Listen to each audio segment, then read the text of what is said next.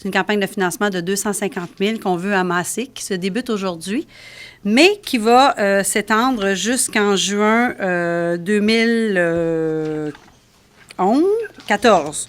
3 ans pour pouvoir amasser de l'argent, pour pouvoir informatiser nos classes, c'est-à-dire, c'est un virage technologique qu'on fait. Tout le monde a connu les traditionnels tableaux d'ardoise. Alors, on passe à une autre étape, à une autre ère technologique, c'est-à-dire qu'on veut doter les classes de tableaux intelligents. Alors, c'est quand même un gros changement je pense que dans le milieu scolaire, au niveau technologique. Et c'est un projet qui va débuter dès septembre prochain, c'est-à-dire que dès septembre, on va amorcer le programme pour transformer les classes et ça sera, dans chaque classe, sera doté d'un projecteur interactif ainsi que d'un ordinateur à la fine pointe de la technologie et les enseignants pourront évoluer dans un cadre hautement technologique avec les étudiants.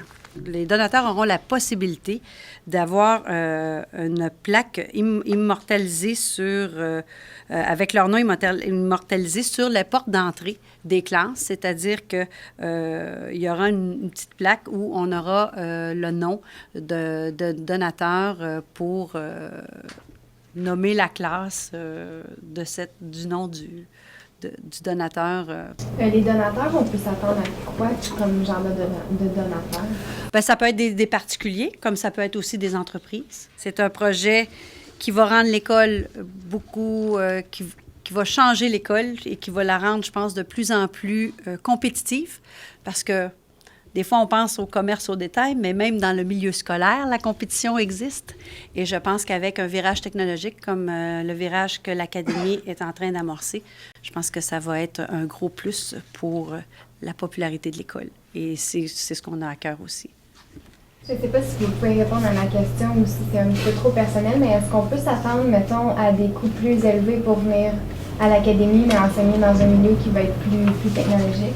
Pas du tout, c'est pas le but et c'est pour ça que la Fondation s'implique là-dedans. Okay? Si c'était un programme qui était complètement financé par l'école, peut-être que ça serait différent.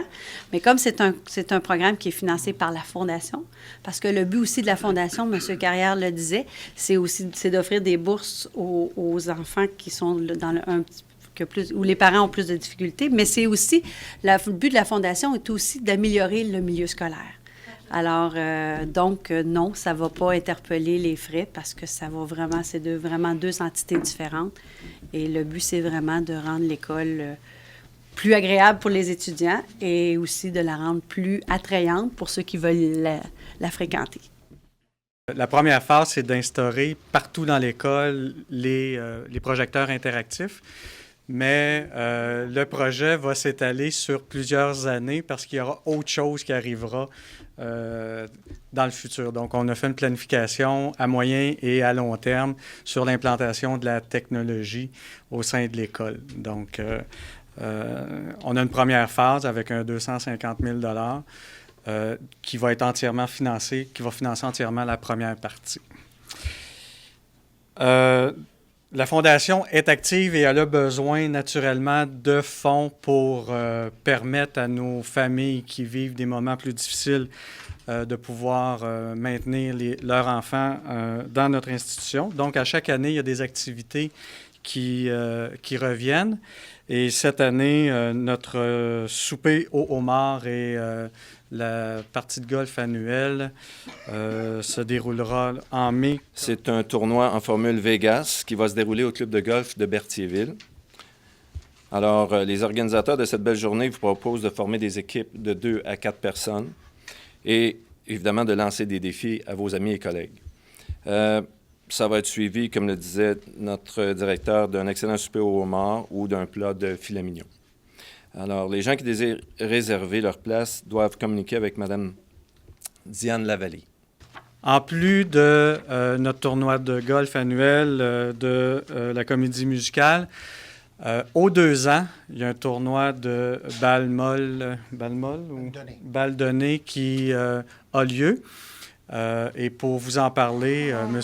Roger Desrochers. Oui, effectivement, quand j'avais pensé à ça, mais en 1999, il y en a qui avaient ri de moi un petit peu d'un tournoi de balle donnée, finalement. Puis on avait été drôlement impressionnés de voir comment les anciens et les anciennes venaient au tournoi avec leurs conjoints, les petits-enfants, même des parents des anciens aussi venaient, c'était ça.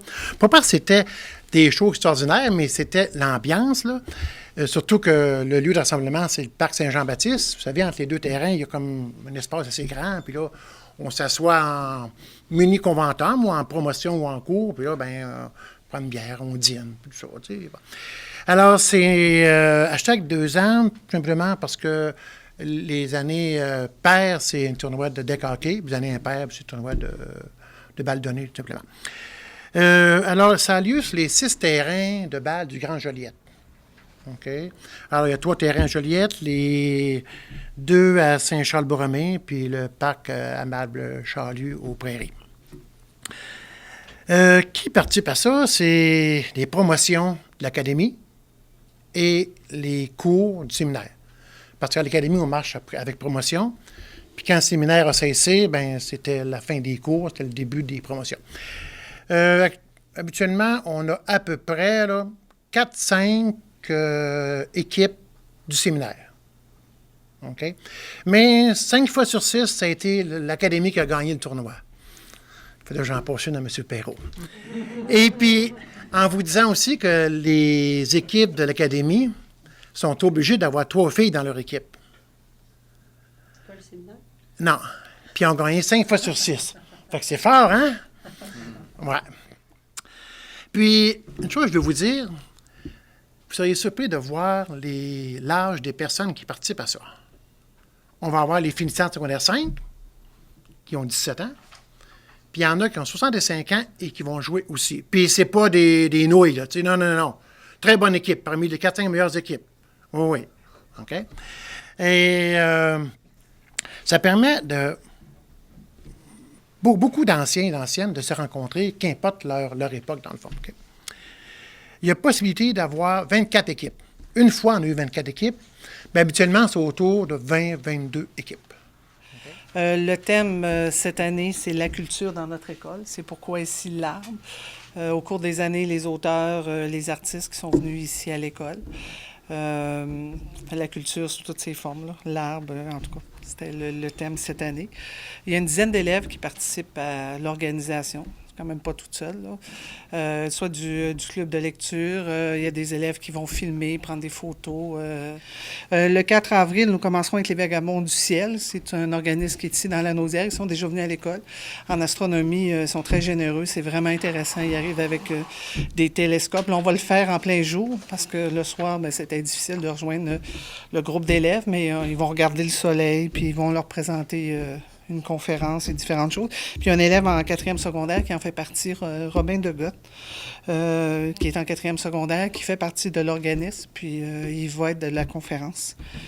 L'après-midi, Patrick Sénécal, qui est déjà venu rencontrer les élèves, mais à la demande qui est très populaire, il aime vraiment venir ici. Là. Ils vont rencontrer les élèves de 5e secondaire en après-midi pour une période. Le lendemain, on commence avec M. Sylvain Lavoie. M. Sylvain Lavoie, c'est la première fois qu'il vient ici. C'est un BDiste, c'est quelqu'un qui a fait des caricatures dans le Journal de Montréal. Puis cette année, c'est le réalisateur de Vie de quartier, l'émission à Radio-Canada. Fait qu'il va avec les élèves en profil en 3e secondaire, profil informatique, il va amener des montages, il va démontrer aux élèves comment il fait pour les dessins. Puis il y a VRAC TV aussi, en tout cas. Ça va être vraiment intéressant. Le lendemain, on a M. Denis Massé qui va les contes, parce que c'est dans le programme de première et de 3e secondaire. Un conte musical. Puis cette année, qui va ajouter un musicien avec lui. Un musicien qui va faire partie de la conférence. Puis M. Massé, il est connu pour son groupe Les Tireux du Roche. C'est quelqu'un de la Naudière. Puis il a voyagé partout en Europe et tout ça, des contes, il est souvent à l'étranger. Le lendemain, le jeudi, ça sera pour les élèves de 2e et 3e, M. Bernard Grondin. C'est la première fois, un conteur aussi, il est déjà venu à Mémoire et Racines. Aussi, lui, il compte en Afrique, en Europe, un peu partout. Il y a une formation de théâtre. Je pense que les élèves vont sûrement s'amuser. Ça va être intéressant. Le lendemain, pour les élèves en 4e secondaire, M. Christian Vézina, un poète, qui a une formation en théâtre, il a gagné différents prix. Je pense que ça va être sûrement intéressant. Ce qu'on ajoute cette année, j'avais demandé à Mme India Desjardins, mais vu son horaire, en tout cas, Madame directrice des services éducatifs, Mme Lynne Desjardins m'a dit « Fais-la venir, mais quand elle peut. » Fait qu'elle vient le 4 mai rencontrer les élèves de première secondaire. Ça va être en après-midi pour une période. Puis durant cette semaine-là, ce qui est intéressant, il va y avoir un concours de dictée le lundi. Puis chaque année, c'est les auteurs et les artistes qui vont remettre les prix, les premiers, deuxième, troisième prix qui vont remettre aux élèves, qui vont s'être démarqués au moment de la dictée. Ça fait que ça se passe depuis quelques années. C'est vraiment intéressant. Ensuite, ce que nous aurons, l'échange de livres. L'année passée, on le fait dans la semaine littéraire, mais là, vu que la semaine littéraire est plus tôt cette année à cause du congé de Pâques, à cause pour la Journée de la Terre et la Journée internationale du livre, ça va se passer le 20 avril.